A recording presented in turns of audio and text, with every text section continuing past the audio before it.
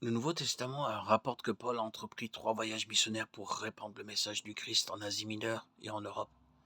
L'apôtre Paul était un juif instruit, influent, nommé Saül. Vivant à Jérusalem juste après la mort et la résurrection du Christ, il a fait de son mieux pour détruire l'Église chrétienne. Il a même participé à l'exécution du premier martyr chrétien, Étienne, acte 7, 55-84. Au cours de son 3e voyage, Paul a prêché avec ferveur en Asie mineure.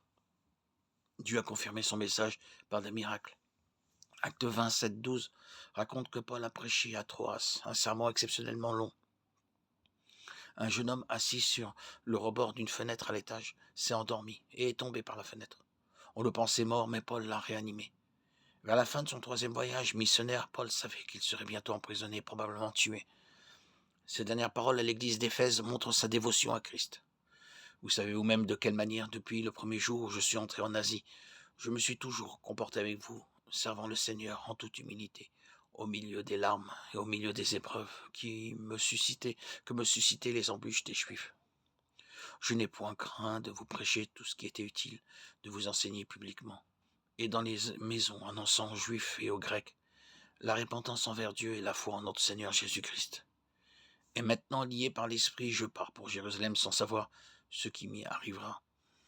Seulement, de ville en ville, le Saint-Esprit m'annonce solennellement que des liens et des tribulations m'attendent. Pour ma part, je ne fais aucun cas de ma vie comme si elle m'était précieuse, afin d'achever ma course et le ministère que j'ai reçu du Seigneur Jésus d'annoncer l'Évangile de la grâce de Dieu. Acte 20, 18-24. Après cela, Paul se rendit à Jérusalem.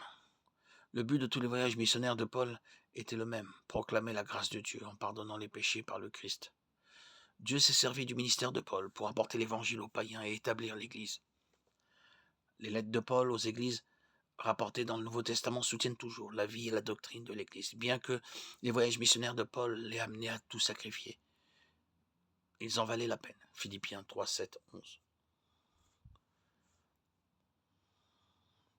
Mais tous ces avantages que j'avais, je les ai regardés comme une perte à cause de Christ.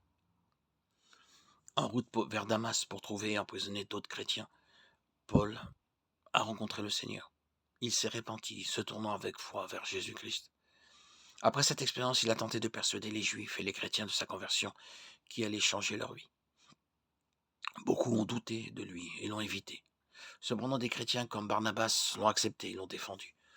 Paul et Barnabas sont devenus partenaires missionnaires. Au cours de 3 voyages missionnaires distincts, chacun d'une durée de plusieurs années, Paul a prêché la nouvelle de Jésus dans de nombreuses villes côtières et villes de la route commerciale.